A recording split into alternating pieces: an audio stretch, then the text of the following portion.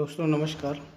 दोस्तों आज हम लोग देखेंगे प्राचीन भारत के प्रमुख राजवंश, राजधानी एवं उसके संस्थापक के बारे में। आज हम लोग देखेंगे कि प्राचीन भारत में कौन कौन से ऐसे राजवंश हुए और उनके संस्थापक कौन हुए तथा उनकी राजधानियाँ कौन थीं। चूँकि दो राजधानियाँ होती हैं तो प्रारंभिक राजधानी भी देखेंगे और उसके बाद की भी राजधानी देखेंगे कि कौन पहले राजधानी बनी और उसके बाद कौन बाद में बनी। चलिए तो हम बात करते हैं कि भाई प्राचीन भारत के प्रमुख राजवंश, जिसमें देखते हैं कि सबसे पहले हर्यक वंश का नाम आता है, जो कि मगध साम्राज्य के अंतर्गत हर्यक वंश का नाम आता है। और इसके अंतर्गत मगध साम्राज्य के अंतर्गत हर्यक वंश, शिशुनाग वंश और नंद वंश आते हैं। तो चलिए हम लोग देखते हैं कि जो हर्यक वंश है इसके जो संस्थापक हैं वो बिंबिसार हैं। और इसकी पहली राजधानी, चूँकि हर्यक वंश का संस्थापक बिंबिसार को माना जाता है और इसकी पहली राजधानी राजगृह थी, लेकिन बाद में इसकी राजधानी पाटलिपुत्र हो गई। इसके बाद देखते हैं कि शिशुनाग वंश, इसके संस्थापक शिशुनाग हैं, जैसा कि इसके वंश के नाम से ही इनके संस्थापक का नाम पड़ा, तो इनका नाम शिशुनाग वंश है और इसकी पहली राजधानी पाटलिपुत्र तथा इसके बाद जो राजधानी बनती है वो वैशाली बन जाती है। इसके बाद हम देखते हैं कि नंद वंश, इसकी स्थापना महापद्मानंद के द्वारा की गई और इसकी राजधानी जो थी वह पाटलिपुत्र थी। ठीक है। और नंद वंश के जो अंतिम शासक हैं उनका नाम घनानंद है। और उन्हीं की हत्या करके या उन्हीं को पराजित करके चंद्रगुप्त मौर्य ने चाणक्य की सहायता से या विष्णुगुप्त की सहायता से नंद वंश के अंतिम शासक घनानंद को पराजित करके, ठीक है, मौर्य साम्राज्य की स्थापना की। तो भाई अब देखते हैं कि मौर्य वंश, इसके संस्थापक चंद्रगुप्त मौर्य हैं और इसकी जो राजधानी है वो पाटलिपुत्र है। ठीक है भाई। इसके बाद हम देखते हैं कि शुंग वंश के संस्थापक जो पुष्यमित्र शुंग है, जो कि एक ब्राह्मण है। ठीक है। और इनकी जो राजधानी है पाटलिपुत्र, इन्होंने अपनी राजधानी को बनाया। नेक्स्ट है कण्व वंश, ये भी एक ब्राह्मण वंश है। इसकी स्थापना वसुदेव के द्वारा की गई थी। ठीक है। और इसकी राजधानी पाटलिपुत्र है। इसके बाद देखते हैं कि शातवाहन वंश, इसकी स्थापना शिमुख के द्वारा की गई थी। ठीक है ना, यानी अंतिम कण्व वंश के शासक की हत्या के पश्चात शिमुख नामक व्यक्ति ने शातवाहन वंश की, यानी दक्षिण भारत में शातवाहन वंश की स्थापना की, जो कि यह भी एक ब्राह्मण वंश था।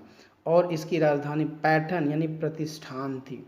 इसके बाद हम देखते हैं कि हिंदयवन, यानी इसकी स्थापना महामेघवाहन के द्वारा की गई और इसकी जो राजधानी थी वो सुत्थवती, जिसको सुक्तिमती के नाम से या सुक्तमती के नाम से भी जाना जाता है। क्योंकि भारत में अब जब हिंदयवन की बात आती है तो एक बात हम जान लेते हैं कि भारत में पहली स्वर्ण मुद्राओं का प्रचलन इंडो ग्रीस के द्वारा ही किया गया था और मुद्राओं पर सबसे पहले लेख लिखने का कार्य हिंदयवन शासकों के द्वारा ही शुरू हुआ था। ठीक है भाई। लेकिन यदि जब बात आती है कि भारत में सबसे अधिक, ठीक है भाई, स्वर्ण मुद्रा यानी किसने जारी किया था, तो इसमें कुषाण यानी प्रथम स्वर्ण सिक्का जारी करने वाला जो था वो कौन सा राजवंश था, तो कुषाण थे। अगर सबसे अधिक बात आती है कि प्राचीन भारत में सबसे अधिक कुषाण किस वंश ने स्वर्ण सिक्कों को जारी किया, तो ये है गुप्त राजवंश। चलिए इसके बाद हम देखते हैं कि कुषाण वंश का शासक जो था वो कुशुल कडफाइसेस थी और इसकी राजधानी जो थी वह पुरुषपुर अर्थात पेशावर थी। ठीक है। नेक्स्ट हम देखते हैं कि कदम वंश, कुषाण वंश के शासक और देखिए ये जो कुषाण वंश है इसमें सबसे प्रतापी जो शासक होता है वह है कनिष्क, जो कि एक बौद्ध धर्मानुयायी था, यानी बौद्ध धर्म को मानने वाला था। और इसकी स्थापना कुशुल कडफाइसेस के द्वारा की गई थी। और इसके साथ साथ इस वंश में भीम कडफाइसेस ऐसा पहला शासक था जिसने स्वर्ण मुद्राओं का प्रचलन किया था। यानी पहली स्वर्ण मुद्रा को किसने चलाया था, तो भीम कडफाइसेस के द्वारा स्वर्ण मुद्राओं को चलाया गया था। ठीक है भाई। और इसकी जो राजधानी है वो पुरुषपुर अर्थात पेशावर है।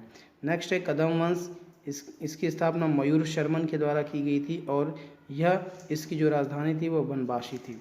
इसके बाद हम देखते हैं कि गंग वंश, इसकी स्थापना कोंकणी वर्मा के द्वारा की गई थी और इसकी जो राजधानी है वह तलकाड है। नेक्स्ट है गुप्त वंश, गुप्त वंश की स्थापना महाराज श्रीगुप्त के द्वारा की गई थी और महाराज श्रीगुप्त के द्वारा 319 बीस में की गई थी और इसकी प्रारंभिक राजधानी और इसकी जो राजधानी थी वो पाटलिपुत्र थी। ठीक है भाई। नेक्स्ट है इसमें, और गुप्त वंश में कई महान शासक हुए जिसमें चंद्रगुप्त द्वितीय, समुद्रगुप्त, कुमारगुप्त, ठीक है, बहुत सारे ये सब शासक। इसके अतिरिक्त गुप्त काल को भारतीय इतिहास का स्वर्ण युग भी कहा जाता है क्योंकि इस युग में सभी क्षेत्रों में चहुमुखी विकास हमको दिखाई देता है। ठीक है। इसके बाद देखते हैं कि गुप्तों के बाद हुण वंश की स्थापना। अब ये देखिए कि गुप्त के शासनकाल में, यानी गुप्त साम्राज्य के शासन का, जब गुप्त वंश का शासन चलता है तो उसी में हुण आक्रमण होता है, अर्थात स्कंदगुप्त के शासनकाल में। ठीक है भाई। तो हम यहाँ देखते हैं कि हुण, इसके बाद गुप्तों के पतन के बाद, ठीक है, हुण वंश की स्थापना होती है और इसकी और तोरमाड़ के नेतृत्व में हुण वंश की स्थापना होती है और इसकी जो राजधानी होती है वो सयालकोट यानी साकल होती। ठीक है।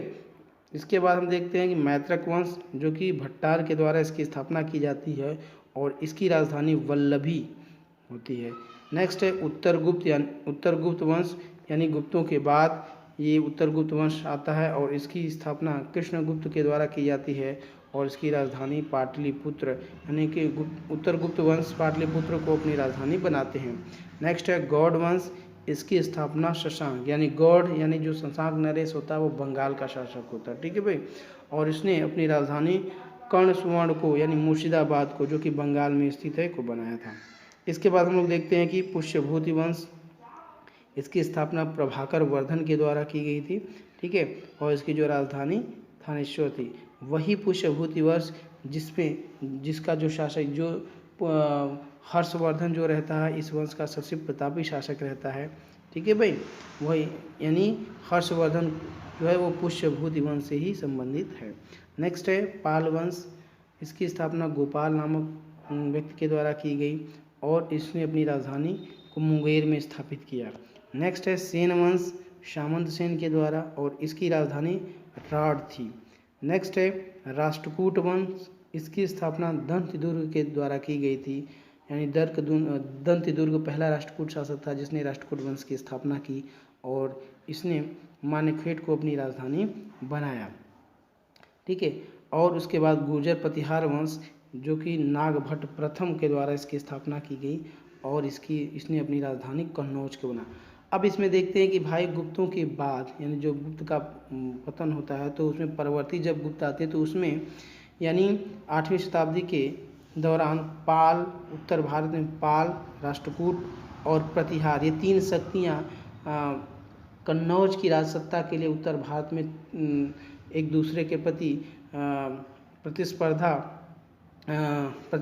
प्रतिस्पर्धा के दौर में लगी रहती हैं, जिसमें कि कन्नौज को प्राप्त करने के लिए युद्ध होता है और लास्ट में इसी को त्रिकोणात्मक संघर्ष के नाम से जाना जाता है। यानी पाल, प्रतिहार और राष्ट्रकूट के मध्य त्रिकोणात्मक संघर्ष होता है। ये एग्जाम में पूछा जाता है कि भाई त्रिकोणात्मक संघर्ष किसके किसके मध्य होता है, तो पाल, प्रतिहार और राष्ट्रकूटों के मध्य होता है और उसमें अंत में, ठीक है, प्रतिहारों की विजय होती है। तो आज के लिए इतना ही दोस्तों, बहुत बहुत धन्यवाद।